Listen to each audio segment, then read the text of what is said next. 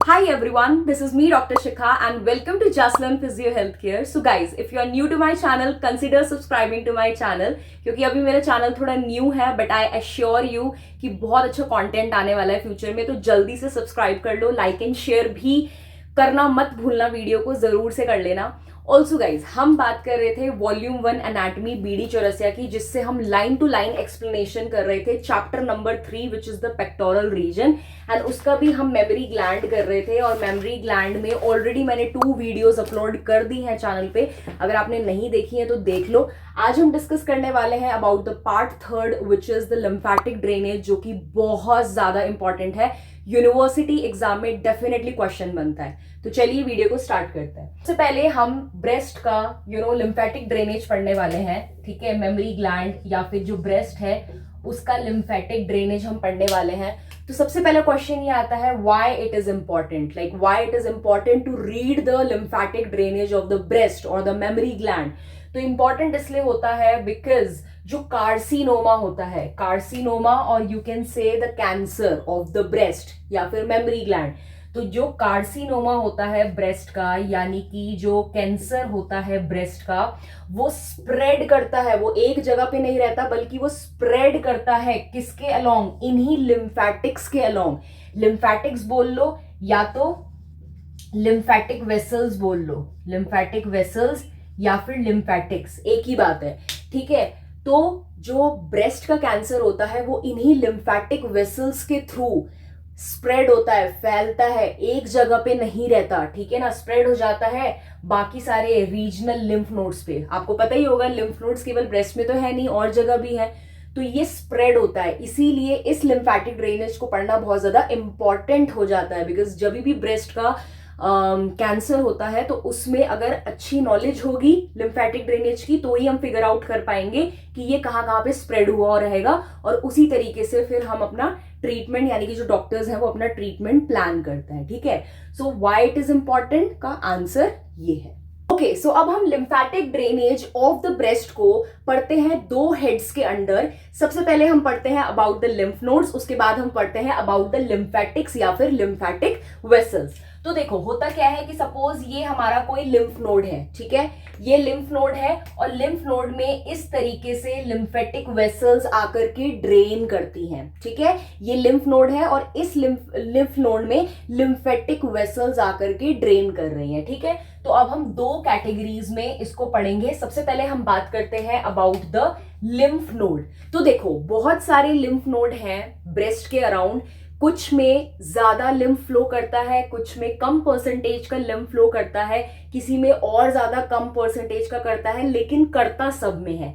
उसी में से सबसे पहला जो लिम्फ नोड याद रखना है ब्रेस्ट का, दैट इज एक्सिलरी नोड, ठीक है। क्या याद रखना है? Axillary node.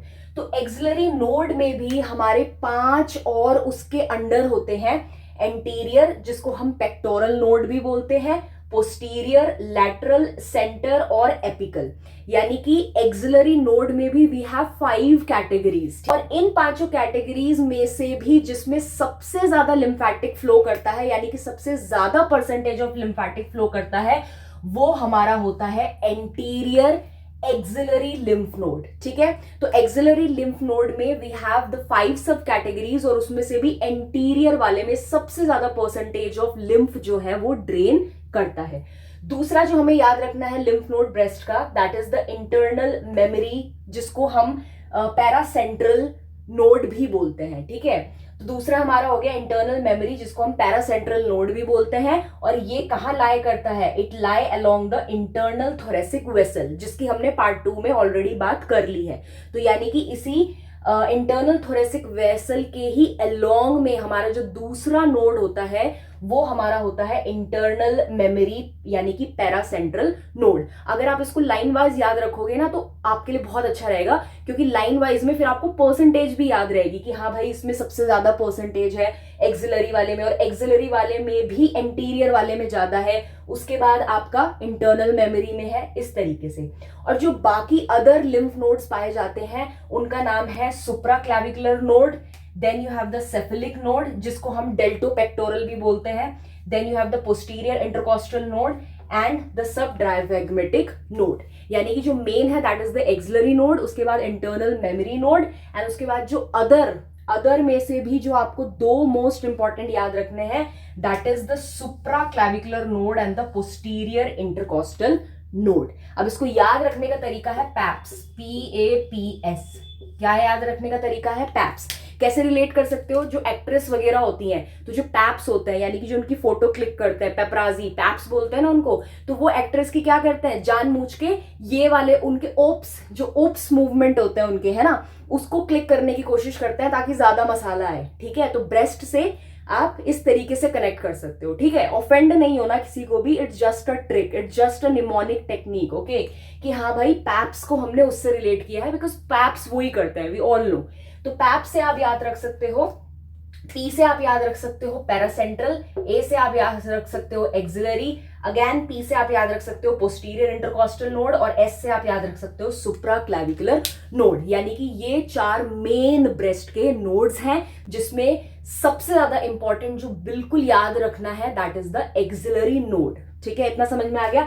एक्सिलरी नोड में भी एंटीरियर वाले में मैक्सिमम परसेंटेज मैंने बोला था 75% जो है वो इसमें लिम्फ जो है वो फ्लो करता है। बाकी इंटरनल मेमोरी की बात करूं तो 20% इसमें लिम्फ फ्लो करता है। ठीक, और जो 5% होता है वो इन छोटे मोटे वालों में जो है वो ड्रेन करता है। तो अब इसी को अगर हम डायग्राम में देखें तो सपोज इस तरीके से अगर किसी पर्सन का है, ठीक है, सपोज इस तरीके से अगर किसी का है और ये किसी की ब्रेस्ट है, ठीक है, सपोज ये किसी की ब्रेस्ट है, तो इसमें अगर हम लिम्फ नोड्स को देखें तो देखो सबसे पहले इधर रेफरेंस के लिए इधर क्लैविकल बना लो, ये क्लैविकल है। अब क्लैविकल के ऊपर यानी कि ऊपर से सुपर ही तो सुपर क्लैविकुलर होगा, तो एक नोड हमने क्या पढ़ा था पैप्स में, सुप्रा क्लैविकल, तो यानी कि क्लैविकल के ऊपर इधर आपका हो जाएगा सुप्रा क्लैविकुलर नोड। उसके बाद हमने क्या पढ़ा था एक्सिलरी नोड। एक्सिलरी नोड में भी आपके 5 थे, anterior, posterior, axillary, apical, central, ठीक है, और लेटरल।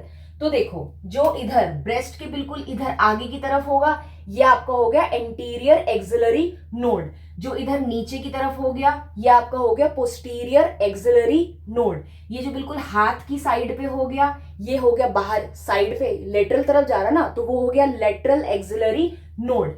इधर ऊपर की तरफ इनके बीच में बिल्कुल सेंट्रली ये हो गया सेंट्रली एक्सिलरी नोड, एंड इस क्लैविकल के जस्ट नीचे जो होगा वो होगा आपका एपिकल नोड। तो यानी कि ये सारे हो गए आपके एक्सिलरी नोड। ये क्या हो गए? सारे एक्सिलरी नोड हो गए। ये ऊपर वाला जो था ये हो गया आपका सुप्रा क्लैविकुलर नोड, क्योंकि वो क्लैविकल के ऊपर है तो ऊपर से सुपर यानी कि सुप्रा क्लैविकुलर नोड।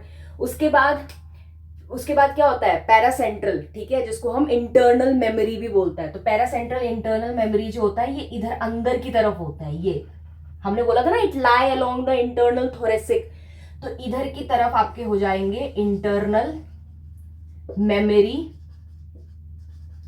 नोड्स, ठीक है, इंटरनल मेमोरी नोड्स जिसको हम बोलते हैं पैरास्टर्नल नोड्स भी बोलते हैं। तो इस तरीके से ये लिम्फ नोड्स पूरे इसके ब्रेस्ट के अराउंड जो होता है वो कवर अप होते हैं। लिम्फ नोड हमने कर लिया, अब हम बात करेंगे अबाउट द लिम्फेटिक वेसल्स या फिर लिम्फेटिक्स जो इन लिम्फ नोड को ड्रेन कर रहे हैं आके।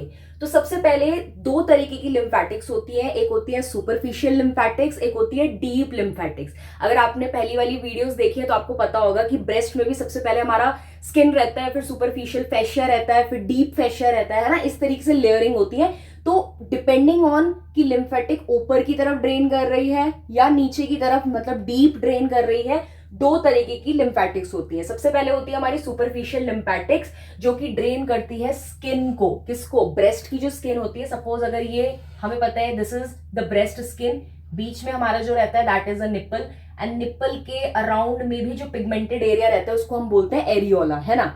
सो सुपरफिशियल लिम्फेटिक्स जाहिर सी बात है ऊपर ऊपर सुपरफिशियल करेगी, यानी कि ये सिर्फ स्किन ऑफ द ब्रेस्ट को ड्रेन करती है।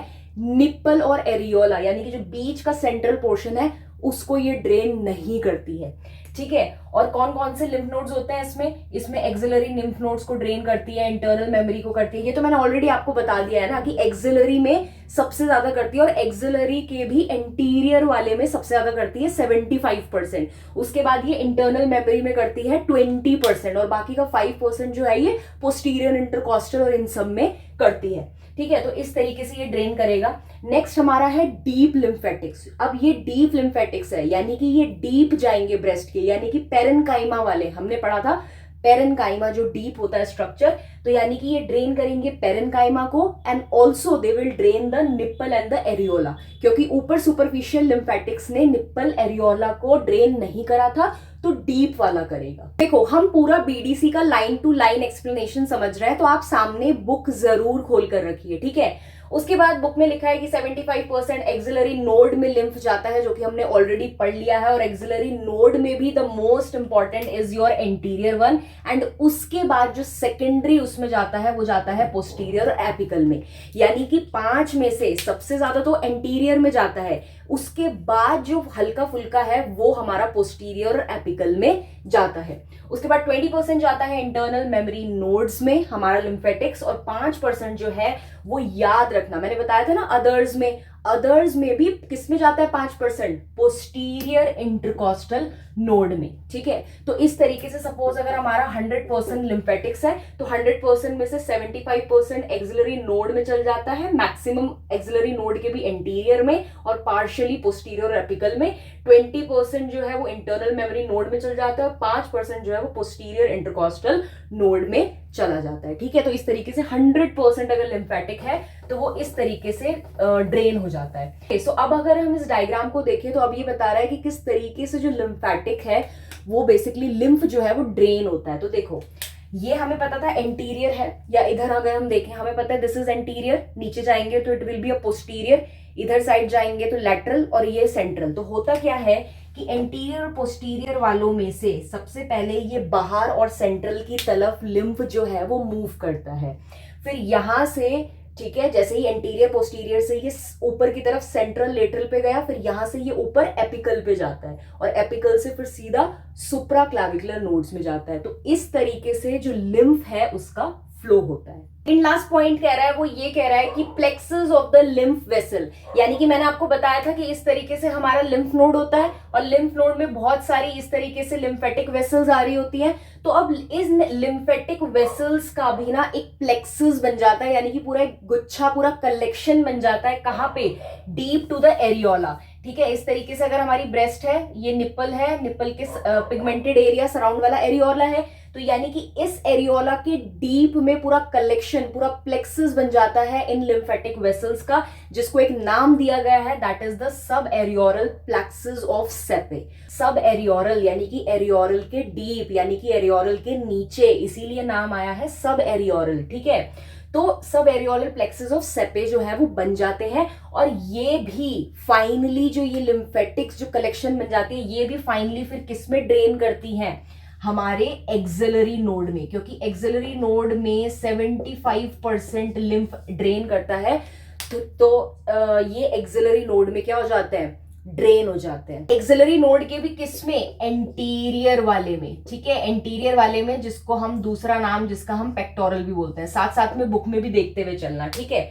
उसके बाद लास्ट पॉइंट इसका ये कहता है कि जो लिम्फेटिक्स है from the deep surfaces of the breast, यानी कि ब्रेस्ट के डीप सर्फेसिस में भी जो लिम्फेटिक्स लाई कर रही हैं वो भी पास करती हैं, यानी कि पियर्स करती हुई जाती है हमारी पेक्टोरल, इधर की तरफ, सामने की तरफ हमारी पेक्टोरलिस मेजर मसल होती है ना, तो पेक्टोरलिस मेजर मसल को पियर्स करते हुए जाती है, क्लेवी पेक्टोरल जो फैशिया होता है पूरा उसको पियर्स करते हुए जाती है, और फाइनली रीच कर जाती है कहाँ पे, एपिकल नोड में और इंटरनल मेमोरी नोड में। जो मैंने आपको पहले बताया था वही, कि सबसे पहले एंटीरियर पोस्टीरियर से ये सेंट्रल और लेटरल की तरफ जाता है, फिर यहां से ये सारा का सारा हमारे इधर एपिकल में जाता है, और एपिकल से फाइनली ऊपर सुप्रा क्लैविकुलर नोड में जाता है। और तो ऑल ओवर जो समरी है वो यही है कि ब्रेस्ट में जो लिम्फेटिक्स होती हैं वो सुपरफिशियल भी होती हैं, डीप भी होती हैं, और वो अलग अलग एरिया को सप्लाई करती है। जो सुपरफिशियल वाला रहेगा वो ब्रेस्ट की स्किन को सप्लाई करेगा, निप्पल एरियोला को नहीं करेगा,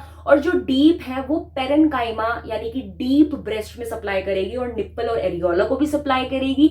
अब नोड्स की अगर बात करें तो एक्सिलरी नोड है जो कि 75% यानी कि मेजॉरिटी ऑफ लिम्फ उसी में ही ड्रेन करता है। उसमें भी कौन से पार्ट में? एंटीरियर पार्ट में सबसे ज्यादा करता है। उसके बाद हमारा पोस्टीरियर और एपिकल में करता है। डायग्राम बुक में भी है, अच्छे से देख लेना। उसके बाद we have the second internal memory node, ठीक है, उसमें हमारा 20% ड्रेन करता है। जो बाकी का हमारा 5% बचा वो हमारा पोस्टीरियर इंटरकॉन्स्टल लिम्फ नोड में ड्रेन करता है।